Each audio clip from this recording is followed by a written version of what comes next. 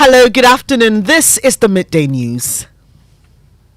The news is live on Joy 99.7 in Accra, Love 99.5 in Kumasi, affiliates across Ghana's 16 regions, including Ganga FM, Drapa, Flow FM, Aplawo, Jubilee FM, and Sun City Radio Keta, ATL FM, Cape Coast, Radio Max, Takrady, and Pad FM, Damongo. We are live on Facebook live stream and my Joy Online interactive app.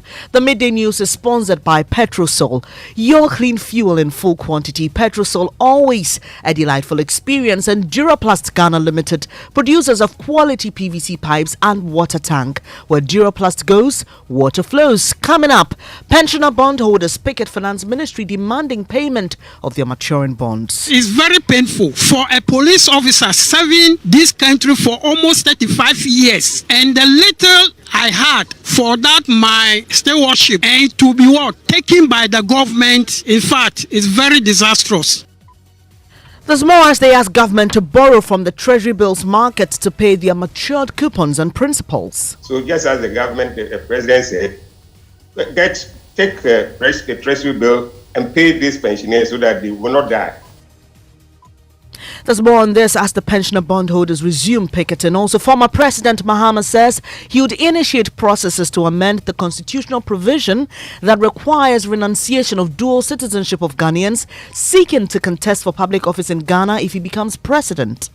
And why would we have a law that says that if you want to come and be an MP in Ghana, you must give up your other citizenship? We're going to clarify it. They can come and stand for parliament. They can come and hold office in Ghana. They don't have to give up their other citizenship to be able to hold those offices.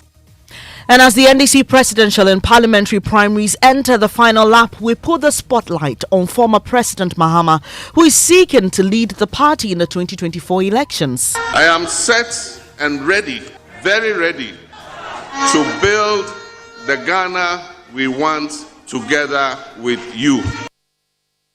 And another contender, Dr. Kwabena Dufo, is also making a strong case for his candidature in his home region of Ashanti. We are all hungry. There are tears in the eyes of Ghanaians everywhere. They should help me wipe the tears from the eyes of Ghanaians, soothe the pain in the hearts of Ghanaians. That requires a leader with the courage to change things.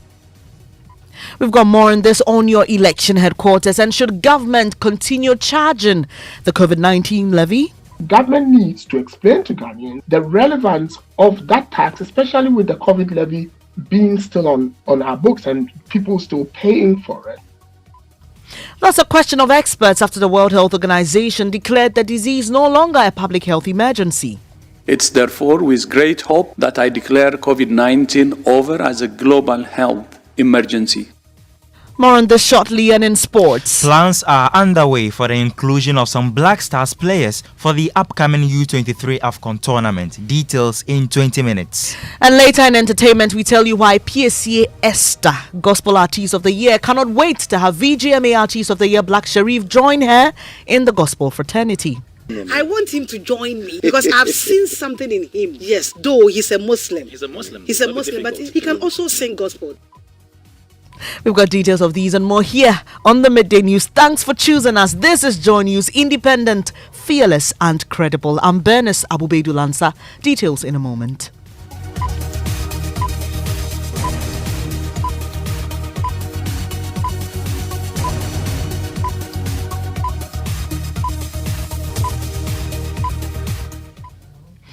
It's a pleasure to have you here. We start with a resumption of the picketing by pensioner bondholders at the Finance Ministry. They are demanding immediate payment of their maturing bonds. Members of the group say they are struggling to survive due to the current economic conditions. Government promised to pay the bondholders who were exempted from the domestic debt exchange program, but the Finance Ministry has failed to make any settlement. Listen to a pensioner interacting with my colleague James Aveji. I'm a retired police chief inspector, a pensioner. As I'm speaking now, I've been referred to Ho to even undergo some medical check-up. And because of money issued, I've not gone yet. And I'm having 2 bonds with Ghana Commercial Bank, precisely Sugakope branch. And on the 17th April, a coupon is supposed to be paid for a coupon. And as I'm standing here, or we are gathering here together with my colleagues, today, 8th May, I have another what? Coupon. Maturing. Yes, to be paid today on the 8th May. And in fact, it's very painful for a police officer serving this country for almost 35 years. And the little I had for that my stewardship and to be what? Taken by the government, in fact, it's very disastrous. In summary, what's your message to the finance minister this morning? I'm begging him. I'm supposed not to beg him anyway, because it is my own money. So there's no need for me to beg him. He should try and pay my money to me, even if they will cease the issued and give us our capital or principal money we use in the bonds. They should give it to us. Okay. So that's one of many stories. James Aveji is back from that picket, and we understand that you're doing this from 10 a.m. to about 11 every day until government heeds your call. What other stories have you been hearing, James? Yes, Benny, so that's a reflection of the whole atmosphere, the mood of the picketers this morning. I spoke to another lady who tells me that she has a 92-year-old mother at home, and her plans towards her care was to invest part of her pension benefit into this bond so that she can be recouping that over time to be taking care of her. And as we speak, she's unable to give the best of care that she had wanted to give her 92-year-old mother. Meanwhile, speaking to the convener of the group, Dr. Edouard Nientri, he feels that government just deliberately is unconcerned about their demands. Well, the government, I think, is more interested in the debt levels than the health of these elderly people. If you control your... But you see, we are in a society, sometimes, even privately, we sell our properties to take care of the sick. This country.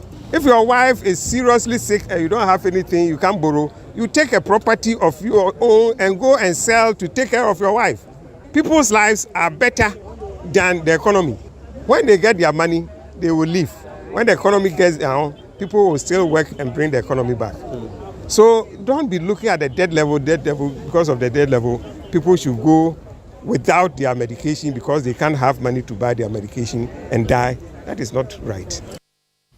You heard convener of the Pensioner Bondholders Forum, Dr. Edouard Nientri. The forum is also urging government to borrow from the Treasury bills market to settle their matured coupons and principals. Away from that story, the Trades Union Congress, TUC, says it's going ahead with plans to demonstrate against Sunan Asogli Power Ghana Limited.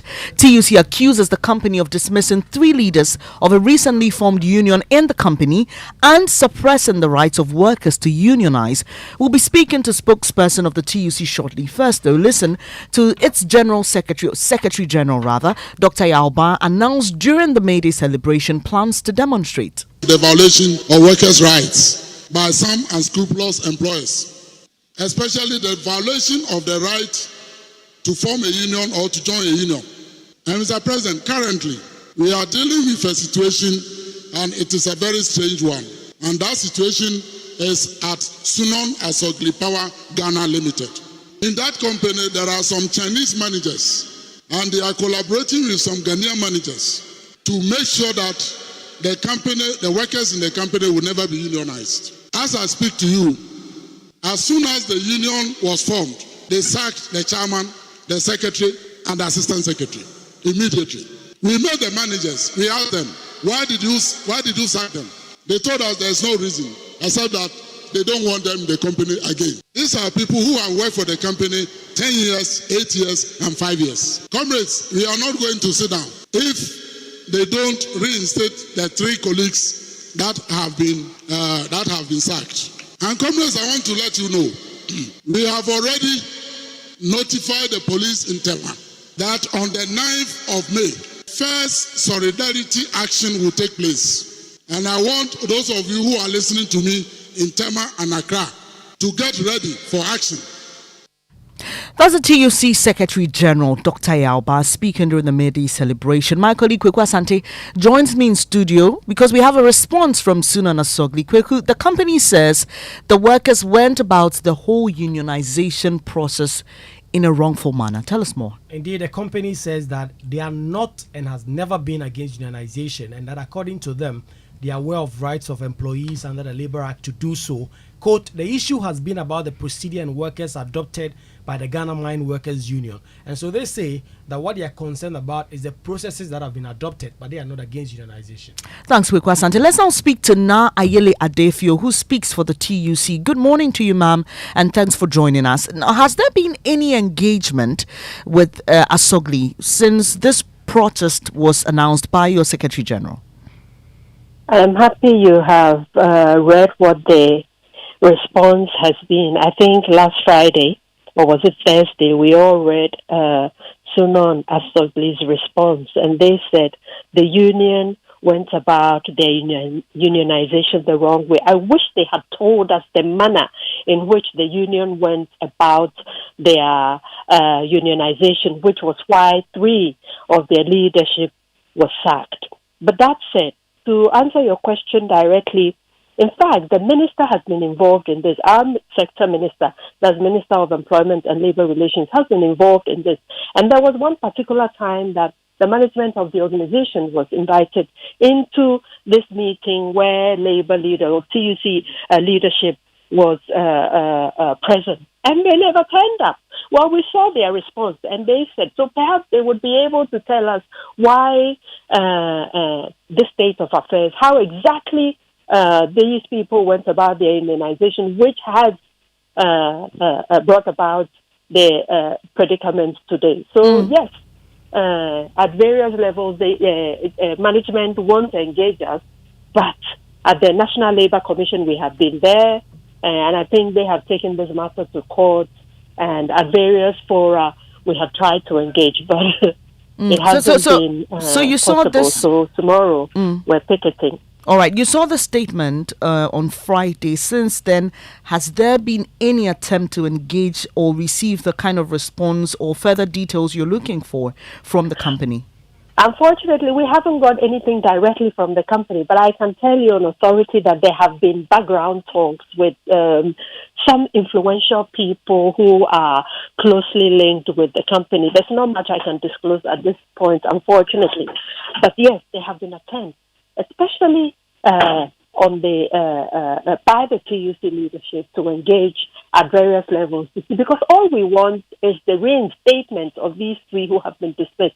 And the point is this, that if you tell these individuals you're paying them off, then that's virtually saying to everybody that, or any member of the union, whether an enterprise union, a yellow union, whatever you want to call it, the traditional union, that you can't have unions here, which is what the company is making us believe. But actually, they are not allowing the union to thrive in Sunon Associates. So unfortunately, that's where we are. So tomorrow's, you called it a picketing, protest picketing, whatever it is, you plan to register your displeasure tomorrow at Tema. Where exactly will you be gathering? We are not allowed to be in the premises. Unfortunately, we have been disallowed that, but we will be close by where we can make that point very forcefully. So we would do the picketing tomorrow, and I'm sure that after our meeting this afternoon, we will put that information out for all of you to know how we're going. Thanks for your time. I appreciate it. That's Na Ayele Adefio. She speaks for the TUC. They're confirming their plans to protest the issue at Sunon Asogli Company Limited with regards to some 3 workers who have been asked to stay away due to a unionization process that was happening. They're still on labor issues. The Judicial Service Staff Association of Ghana, JUSAG, says it will embark on an indefinite strike if President Akufo-Addo fails to approve and implement their salaries and arrears from January 2023. Kweku still with me in the studio.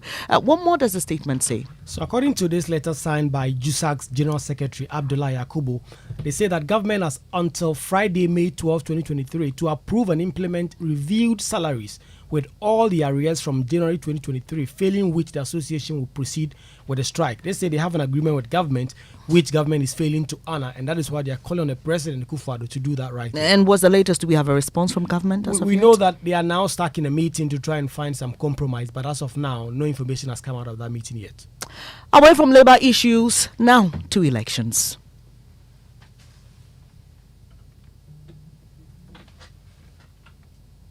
It's very painful for. And former President John Mahama says a future NDC government will seek to amend the Citizenship Act of 2022, Act 591, to make it possible for Ghanaians with dual citizenship to contest and hold public office. Well, according to him, the current provision that requires renunciation of such rights for those seeking to enter parliament to contest in Ghana is gross injustice and an affront to democracy. The NDC Member of Parliament for Asin Central, James Jachikwason, has been injuncted by the Supreme Court from holding himself as an MP because he failed to renounce his Canadian citizenship before filing to contest the 2020 election. Addressing delegates of the party in the Northern Regional Capital, Tamale, former President Mahama said the provision will be clarified if the NDC wins the 2024 elections. The people of Asin North elected a person to represent them in Parliament. This government has manipulated the judiciary in such a way that they've injuncted the Member of Parliament for Asin North. So even though he's the elected member, he cannot perform the duties of an MP. That is a gross injustice, and it's an affront to our democracy. But I want to assure the people of Ghana, and I want to assure the people like Jechi Kwesin, that is our Member of Parliament for Asin North, that when NDC comes into power, we are going to clarify that constitutional provision that compels them to give up their foreign citizenship before they contest elections. A country's human resource is its best resource, and we happen to have about 3 million of our citizens abroad. They've acquired experience, they've acquired different talents. And why would we have a law that says that if you want to come and be an MP in Ghana, you must give up your other citizenship? Meanwhile, we have a dual citizenship law. You had former President John Dramani Mahama there. So what exactly does the law say? My colleague Elton Brobe joins me for more on the provision. Elton, first, this is an entrenched position, right? No, it is not. Okay. And the Article 94 2A is what specifies the conditions under which one can contest to be elected as Member of Parliament or the President of the Republic. And it says that a person shall not be qualified to be a Member of Parliament if he owes allegiance to a country other than Ghana or has been adjudged or otherwise declared. So if you've not, renounced it, you will not be eligible to contest for Parliament or the presidency or hold other public office as specified in the Constitution.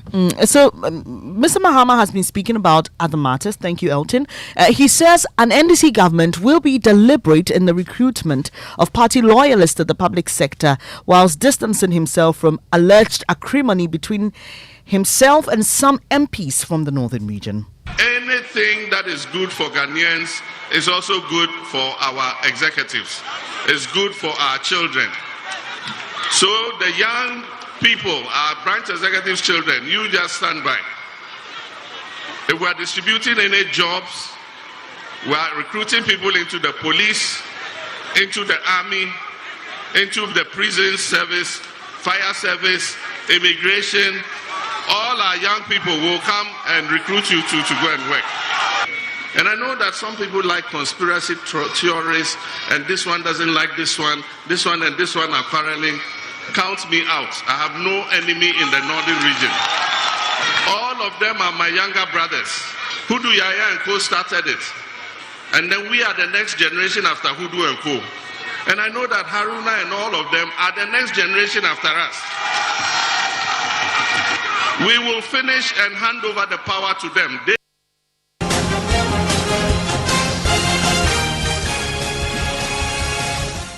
Let's stay a little longer on former President Mahama. Experts say that his quest to become the next flag bearer of the NDC will not be a walk in the park. The former leader is facing opposition from former Finance Minister Dr. Kwabena Duffuor and former Mayor of Kumasi Kojo Bonsu. The three will be slugging it out this weekend as delegates head to the polls to choose their next presidential candidate. The Joy News political desk has been looking ahead to that contest. Today, we put the spotlight on John Mahama.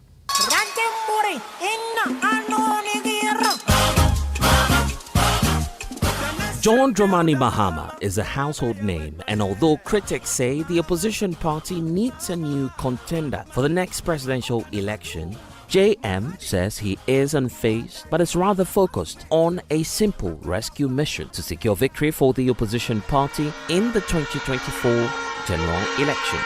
I am set and ready, very ready, to build the Ghana we want together with you.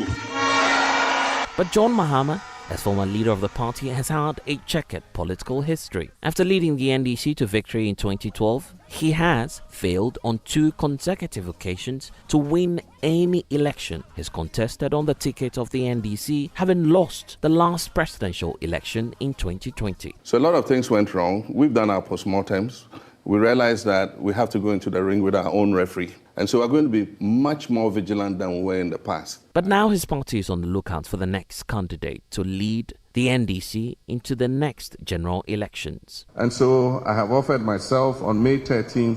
John Mahama is facing stiff opposition from 2 individuals. First is Dr. Kwabena Dufo, former finance minister, and Mayor Kojo Bonsu, former mayor of Kumasi. Both contenders accuse John Mahama of derailing the gains made by the NDC. That requires a leader with the courage to change things, to change the status quo. That's what I will do. Time is up for Kojo Bonsu to run. And that report was put together by Blessed Sugar of our political desk. Now, let's stay a while on the NDC. Another flag bearer aspirant, Dr. Kwabena Dufo, is touring his home region of Ashanti ahead of this weekend's Congress. My colleague Nanaya Jima is with him and joins us on the line. Where are you now, and what has been the response to his visit? So at the moment, the Kwabena Dufo campaign is in the Manso Nkwanta area. And from here, he will visit the Manso Dubia and Odutobi constituencies. The people here are excited about his visit. Wherever we go, we have people, delegates from different areas coming to converge and listening to his message, which has basically focused on strengthening the grassroots of the NDC to make the party stronger for the 2024 election.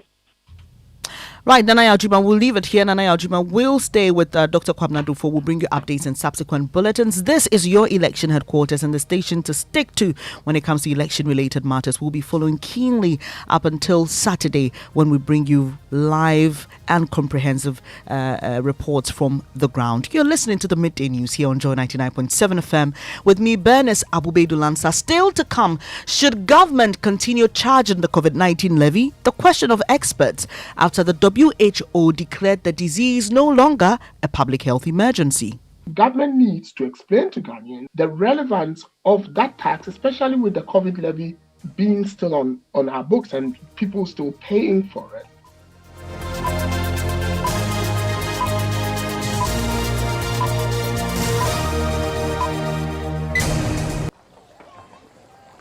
Imagine say water wake up at dawn, e no bath, e no chop, where e vanish for your area for 2 weeks. You no get 1 drop safe inside your tank. Hey. Hajia, our life was in dangerous. Only our neighbor gets water with water tank. Water tank? Yes, water tank. Mamma mia, that water tank gets meter for checking water level. That water tank be fine past Kumasi Selenium. That water tank be tough like Ghana Army. That water tank, they carry water pepe, so say some no go left inside the supply tank. What a tank! As my boss, Mr. Poncho, go talk. Beautiful, durable, with water level indicator and accurate volume of water. Water tank. What a tank! By Duraplast.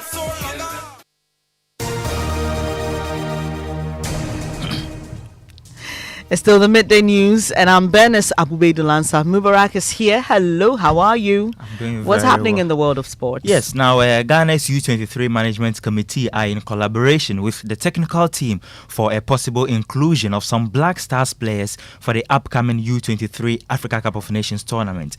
The continental event begins on June 24, and the top 3 finishers get automatic qualification for the 2024 Olympic Games, while the 4th place team will face a side from Asia for the final slot.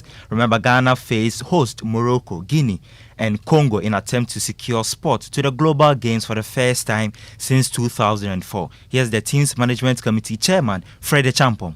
The coaches have begun speaking to the players.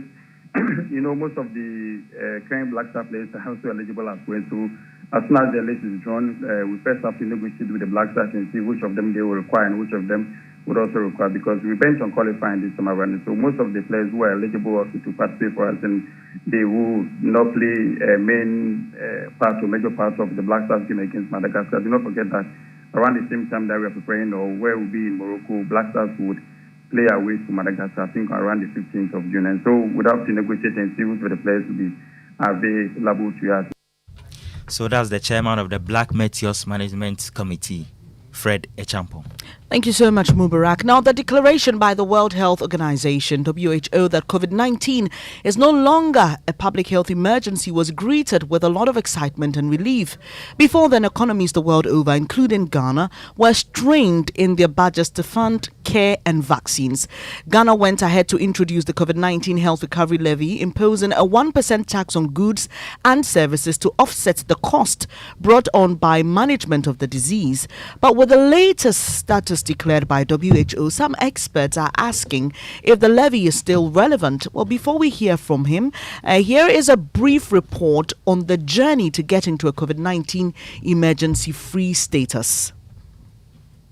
The World Health Organization declared COVID-19 a public health emergency of international concern on January 30, 2020. This designation indicated that the outbreak of the virus posed a significant risk to public health and required a coordinated international response. I'm declaring a public health emergency of international concern over the global outbreak of novel coronavirus. Our greatest concern is the potential for the virus to spread to countries with weaker health systems. After 3 years of concerted efforts to understand and manage the disease, Tedros Ghebreyesus declared that COVID-19 is no longer a health emergency, implying that the organization no longer considers the disease to pose a global public health threat. It's therefore with great hope that I declare COVID-19 over as a global health.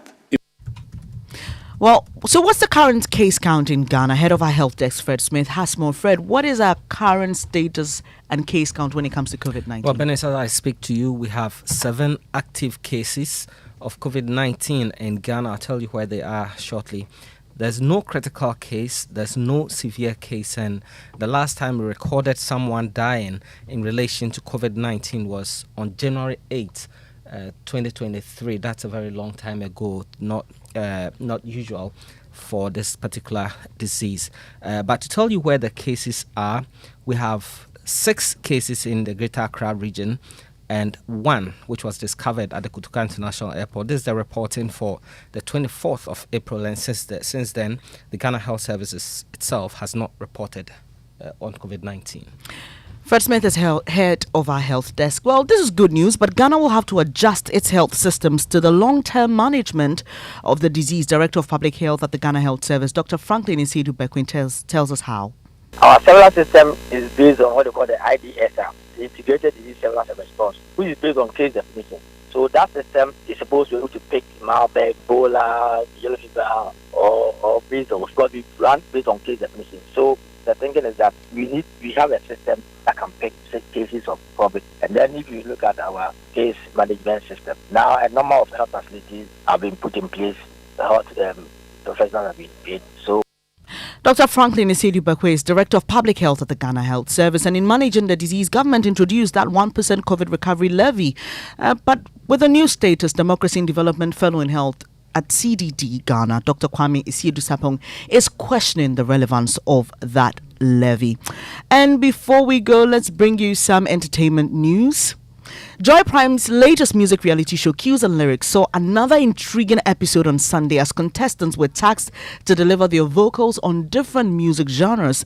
The judges were impressed about their performances, and at the end of it, Udin came out as best performer. Come on, everything should be alright. Cues and Lyrics, me they are starting now. Watch out.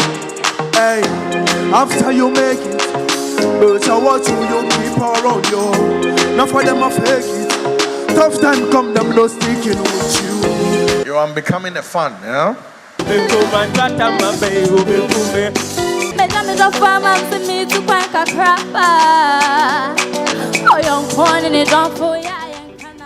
Also, every Sunday evening, you can make time to watch Cues and Lyrics, Joy Prime's latest music reality show. And VGMA Gospel Artist of the Year, PSA Esther, says she's open to a collaboration with Black Sharif. According to her, his vocal prowess could go a long way to improve evangelism. She has been speaking on the Super Morning Show.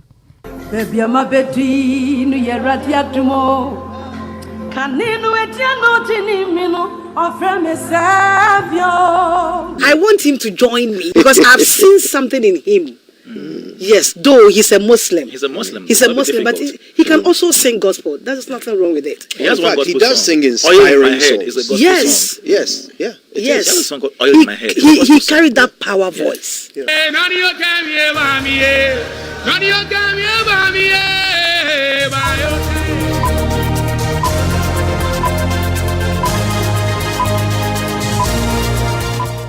It'll be interesting to see a collaboration between the VGMA Artist of the Year and the VGMA Gospel Artist of the Year. Well, we've got our fingers crossed. That'll be it for this edition of the Midday News here on Joy 99.7 FM, brought to you by Petrosol, your clean fuel in full quantity. Petrosol, always a delightful experience. And Duraplus Ghana Limited, producers of quality PVC pipes and water tank. Where Duraplus goes, water flows. There's more news when you log on to myjoyonline.com, including anti-gay coalition backs 7 NDC MPs to sail through primaries. I'm Bernice Abubedu Lance. I appreciate your company. Do stay. Live in Word with Pastor Mensa Otabil. Isn't it?